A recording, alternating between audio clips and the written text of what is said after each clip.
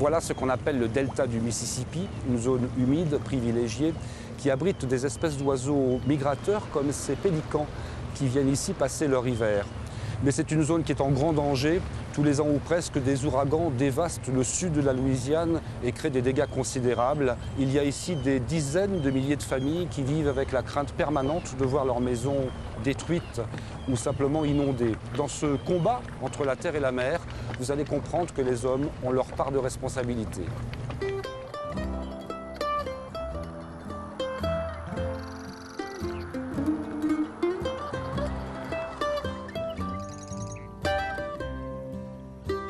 À l'extrême sud de la Louisiane, au cœur des bayous, on amarre son bateau devant sa maison et cela suffit à son bonheur.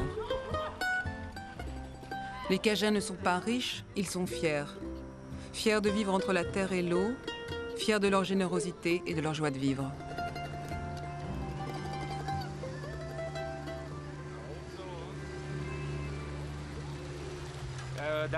Ici, on est des gens simples. On ne veut rien d'autre qu'un bateau pour travailler. Et si on pêche assez pour payer nos factures, on est heureux.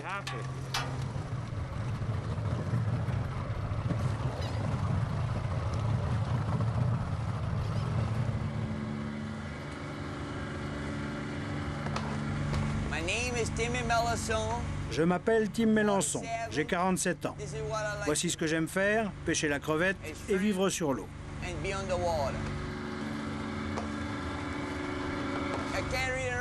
Je ne sais ni lire ni écrire parce que j'ai pas appris ça à l'école. J'avais pas envie d'y être à l'école. Moi, tout ce que je voulais, c'est passer mon temps sur l'eau ou dans les marais.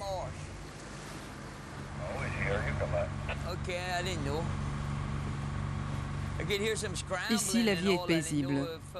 On en oublierait presque qu'on vit sous la menace permanente des ouragans, un tous les 4 ans en moyenne.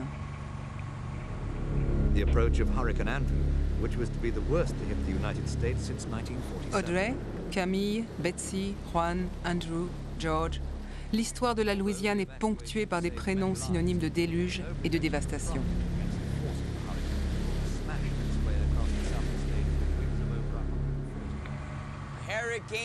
Les ouragans, je les passe sur mon bateau. Je les construis moi-même et il n'est pas question que je les laisse tout seuls quand il y a un ouragan. Si le bateau ne revient pas, je ne reviendrai pas non plus. Parce que c'est tout ce que je possède.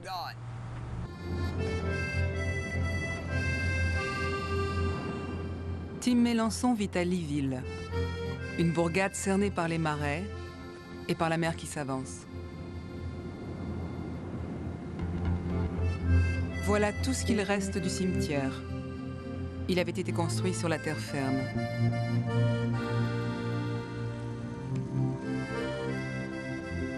Chaque année, les tombes sont un peu moins visibles. La terre s'affaisse un peu plus chaque jour, la Louisiane coule et les prairies tremblantes, comme on appelle ici les marais, s'évanouissent.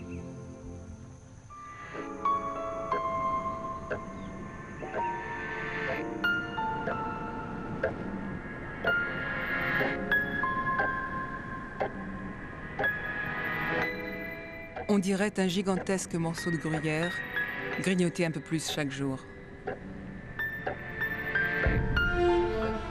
La Louisiane perd ses terres à un rythme fulgurant, l'équivalent d'un terrain de football par demi-heure.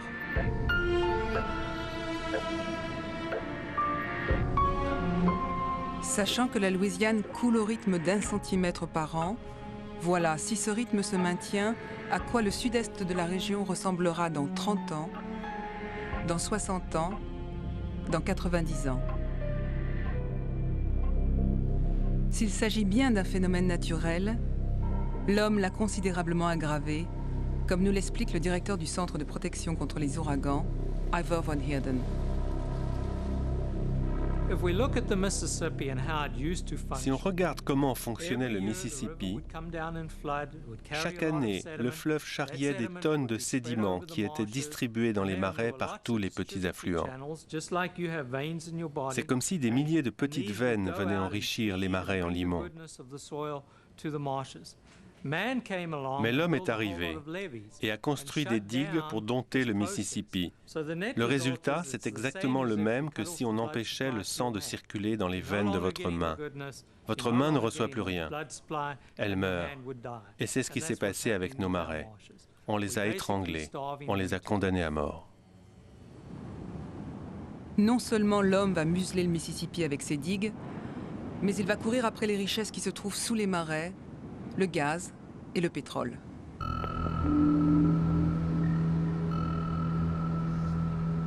À partir des années 40, on va perforer les marais pour faire des puits de pétrole.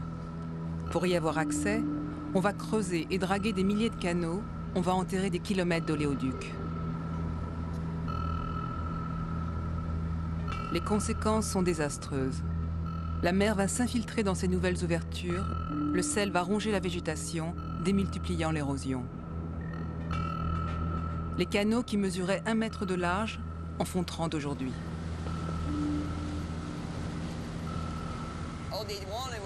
Tout ce qu'ils voulaient, c'était le pétrole. Et puis, ils sont partis. On se retrouve avec quoi? Avec des marais complètement foutus. Personne n'est responsable, mais nous, on doit vivre avec. Avec la disparition des marais, c'est l'unique barrière naturelle contre les ouragans qui s'évanouit. Pour échapper au pire, on a construit ces petits monticules de terre. Ces digues peu impressionnantes sont comme des montagnes pour la Louisiane. Avec ses 5 mètres de haut, celle-ci protège une région de 30 000 habitants. Mais pour son auteur Wendell Carroll, cette digue est presque déjà obsolète. J'ai mis 22 ans à construire cette levée que l'on a presque terminée. Mais cela avait été planifié il y a presque 50 ans, quand il y avait encore beaucoup de marais entre le golfe du Mexique et nous. Maintenant que nous avons perdu tant de terre, la menace c'est qu'en cas d'ouragan, la lame de fond pourrait bien être plus haute que ce que nous avions anticipé. Cette lame de fond, c'est l'onde de tempête, une montagne d'eau qui suit chaque ouragan. Elle peut atteindre 7 à 8 mètres de haut, 75 km de large et peut tout balayer sur son passage. Jusqu'à présent, les marais jouaient un rôle tampon en absorbant une partie de cette masse d'eau. 2 octobre 2002, l'ouragan Lily s'approche de la Louisiane. C'est un ouragan de catégorie 4, ce qui signifie un vent de 250 km/h. Le service météo avait prédit que Lily ne nous frapperait pas ici. Ils étaient très sûrs d'eux. Mais durant la nuit, il a viré vers nous. À ce moment-là, j'avais vraiment l'estomac noué, parce qu'on n'avait pas demandé aux gens d'évacuer.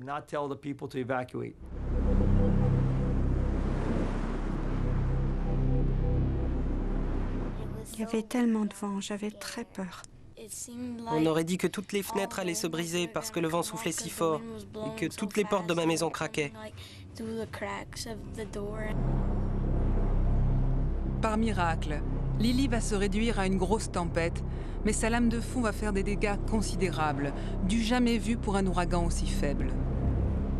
C'est la preuve tant redoutée que les digues ne suffiront plus à l'avenir pour protéger la population. Si rien n'est fait pour arrêter la perte des terres, il deviendra impossible de vivre ici.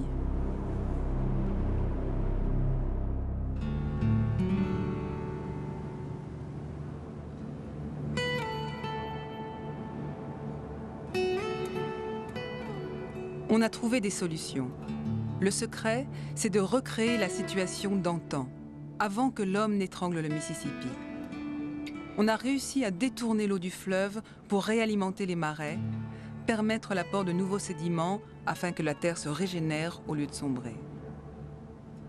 L'ennui, c'est qu'il a fallu 30 ans pour réaliser cet exploit. Si ce type de projet est efficace, comme en témoignent ces marais reconsolidés, il en faudrait des dizaines et des dizaines d'autres pour obtenir un résultat déterminant.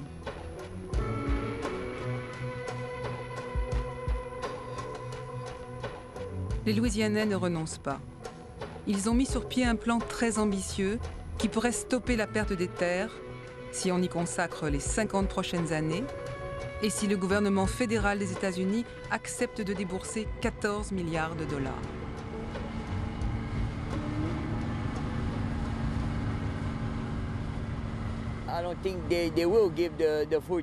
Je ne pense pas qu'ils nous donneront les 14 milliards de dollars pour nos marais. Il faut savoir que nous, les Cajuns, on était considérés comme des nègres blancs. On faisait l'objet de toutes les blagues. Alors non, je ne les vois pas nous donner quoi que ce soit, pas pour les Cajuns.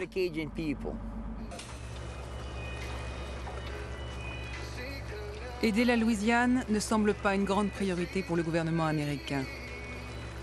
Petite cousine pauvre de la Floride, elle compte trop peu d'électeurs. Les 14 milliards de dollars espérés sont loin d'être acquis. L'argent, il y en a. On vient de faire une guerre pour laquelle on a dépensé je ne sais pas combien de milliards. Et ici, c'est notre terre, la terre de l'Amérique. Vous voyez ce que je veux dire? Si on se bat ailleurs, si on meurt au nom de l'Amérique, au nom de la liberté, alors qu'au même moment, on perd nos propres terres, ici même, sur notre sol, quel sens cela a-t-il? Si on veut se battre au nom de ce pays, alors il faudrait d'abord essayer de se battre pour sauver sa propre terre. Je sais que si on perd des milliers de gens dans un ouragan, on va voir fleurir de grands projets. Mon problème, c'est de savoir si le gouvernement peut réagir avant que cette catastrophe ne se produise. Ma grande peur, c'est que normalement, pour qu'une société procède à de grands changements, il faut presque toujours passer d'abord par un désastre.